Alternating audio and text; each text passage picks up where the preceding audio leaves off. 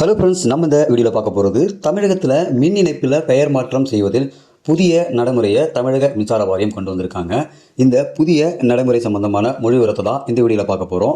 நீங்கள் உங்களுடைய மின்சார இணைப்பை பெயர் மாற்றம் செய்யணும்னாக்கா என்னென்ன ஆவணங்கள்லாம் கொடுக்கணும், எப்படி பெயர் மாற்றம் செய்வது என்ற மொழிபெயர்த்தை இந்த வீடியோவில் பார்க்கலாம். வீடியோவை இறுதி வரைக்கும் ஸ்கிப் பண்ணாமல் பாருங்கள். வீடியோ பார்க்கறதுக்கு முன்னாடி நீங்கள் இந்த சேனல் இன்னும் சப்ஸ்கிரைப் பண்ணலாம்னா கீழே இருக்கிற red colour subscribe button click பண்ணிக்கிங்க. கூடவே பக்கத்தில் இருக்கிற பெல் ஐக்கானை கிளிக் பண்ணிக்கிங்க.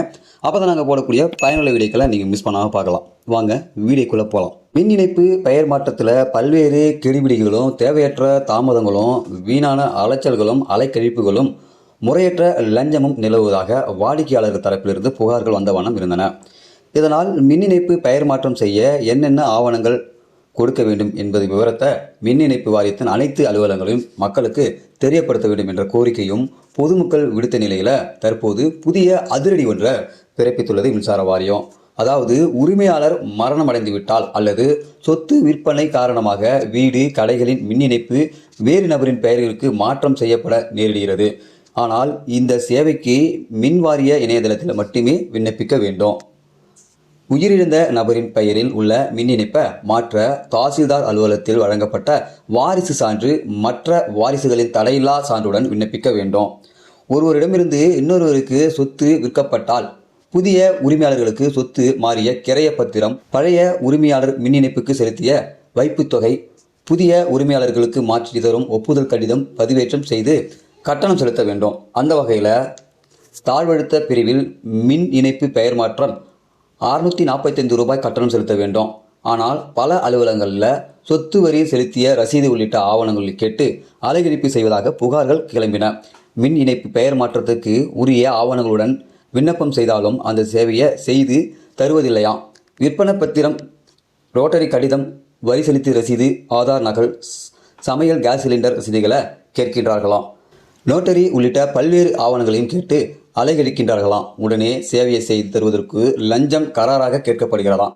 இதனால் நொந்து போன பாதிக்கப்பட்ட மக்கள் மின் இணைப்பு செய்ய வேண்டுமானால் என்னென்ன ஆவணங்கள் வேண்டும் என்பதை விவரத்தை தெரியப்படுத்த வேண்டும் என்ற கோரிக்கை விடுத்ததாக உள்ளனர்.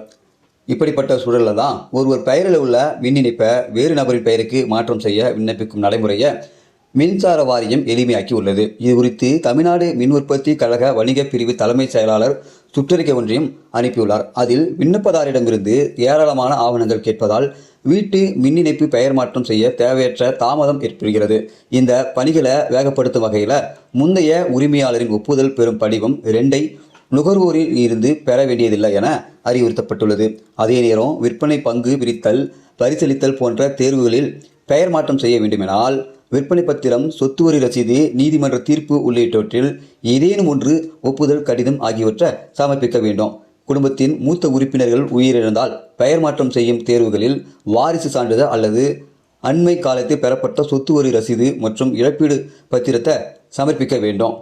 இது தொடர்பாக பொதுமக்களிடம் விழிப்புணர்வு ஏற்படுத்த தலைமை பொறியாளர் நடவடிக்கை எடுக்க வேண்டும் என்றும் தெரிவிக்கப்பட்டுள்ளது. இந்த நிலையில் உங்களுடன் ஸ்டாலின் முகாம்களில் மின் இணைப்பு பெயர் மாற்றம் கோரி வரும் விண்ணப்பங்களுக்கு இதே நடைமுறையை பின்பற்ற வேண்டும் என்று மாவட்ட மேற்பார்வை பொறியாளர்களுக்கு மின்சார வாரியம் உத்தரவிட்டுள்ளது கவனம் பெற்றுள்ளது. ஸோ இந்த அறிவிப்பானது தமிழக மக்களுக்கு மிகுந்த ஒரு யூஸ்ஃபுல்லான ஒரு அறிவிப்பாக இருக்கும்னு நினைக்கிறேன். நீங்கள் யாராவது மின் இணைப்பில் பெயர் மாற்றம் செய்ய போகிறீங்க, இல்லை ஏற்கனவே உங்களுடைய அப்பாவின் பெயரில் அந்த வீடு இருக்குது, அவங்களுடைய பெயர்லேருந்து உங்களுடைய பெயருக்கு மாற்றம் செய்ய போகிறீங்கனாக்கா சொத்து வரி ரசீது இல்லை கேஸ் பில்லு ஏதாவது ஒரு ரசீதை நீங்கள் லேட்டஸ்ட்டாக வச்சுருக்கக்கூடிய ஏதாவது ஒரு ஆவணத்தை கொண்டு போய் சமர்ப்பித்தால் மட்டுமே போதுமானது.